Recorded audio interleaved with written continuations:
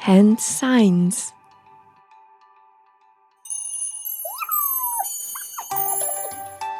To learn to sing in tune, use hand signs.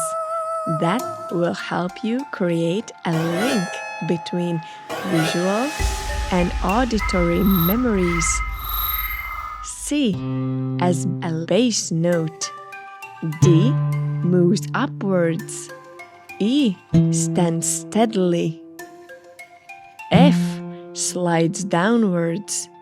G stands still. A flies upwards. And B has reached the top. Try to sing notes with hand signs. C, D, E, F, G,